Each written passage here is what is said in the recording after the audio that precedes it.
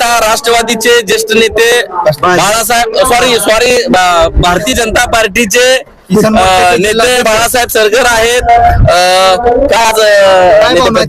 आता आम्हाला पहिल्यांदा आमचा जो आत्मविश्वास होता मांडवी जिल्हा परिषदचा तो थोडा डळमळला गेला आणि तिथे आमचा पराभव झाला. परंतु आम्ही दोन्ही पंचायत समिती मांडवी पंचायत समिती जिंकलेले.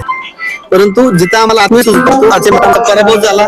राजकीय दृष्ट्या आम्ही खरं तर आत्मचिंतन करण्याची वेळ आहे. आम्हाला तिन्ही क्षेत्र असा कॉन्फिडन्स होता, पण त्याच्यामध्ये आम्ही कुठेतरी कमी पडलो.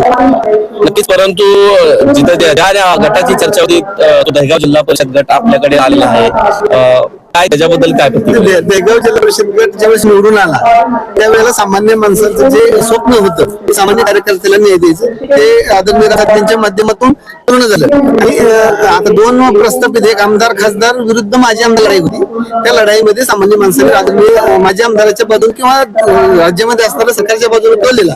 आणि तो कल म्हणजे आता तो माळशिरस तालुक्यातील ह्या विकासाच्या दृष्टीने चाललेला नाही. आज आम्हाला 4 सीट निवडून आले. आता पुढच्या ज्या राहिले गट आहेत त्यात सुद्धा आम्हाला 5 ते 6 सीट निवडून येतील असा आत्मविश्वास 100% आहे. आणि ते निवडून आल्यानंतर पंचायत भारतीय जनता पार्टी सत्ता येणार आहे. परंतु दुर्दैवानं आमच्या गणातला जो पराभव झाला तो आमच्यासारख्या काम करणाऱ्या कार्यकर्त्यांच्या 100% जिव्हारी लागला. एकंदरीत आता सोडासाहेबच्या उलगणीला काय उत्तर द्याल? त्यांनी जे मागच्या 4 दिवसापूर्वी म्हणजे घोषणा केली होती सोडासाहेब भोपळाच पडणार नाही.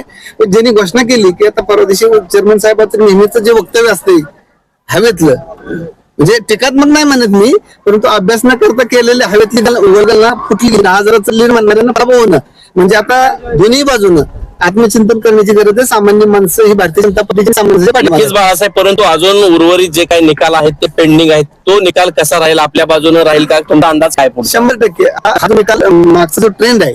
आज तुम्ही कुठलेच भारतीय जनता पार्टी फक्त एका बाजूला होती, शिवसेना शिंदे होती, राष्ट्रवादी शरद पवार गट होता, अजित पवार गट होता, मशाल होती, धनुष्यबाण होता, आरपीआय होती. हे सगळी मंडळी एकत्र असताना भारतीय जनता पार्टीचा भोपळा सुद्धा फुटणार नाही म्हणले. परंतु सुरुवातीला जेव्हा वेगाने की 4 जागा जिल्हा परिषद पंचायत समिती आमची निवडून आली आणि तोच ट्रेंड पुढे 100% राहील.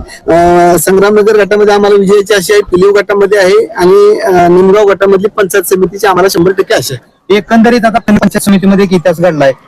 घराणेशाही सोबत न राहता मतदार सर्वसामान्य एका कार्यकर्त्यासोबत राहिले. या बाबतीत तुम्ही भारतीय जनता पार्टीने दिलेल्या कार्यकर्त्यांना जे सामान्य कार्यकर्ता कुटुंबाचा होता, इकडे सभापती होते म्हणजे आई सभापती होती, वडील जिल्हा परिषदेचे होते, पैसा होता, सत्ता होती आणि दोन्ही जे उत्तम जानकर साहेबांचं पाठबळ होतं, मोहिते पाटलांचं पाठबळ होतं, त्यांचं वैयक्तिक काम होतं. परंतु एक मेंढर राखणारा मेंढक्याचा पोरगा या तालुक्याचे आमदार रामसातपुते यांनी पंचायत समितीचा सदस्य केला ही खऱ्या अर्थानं तालुक्यातील लोकांना त्रास झाला.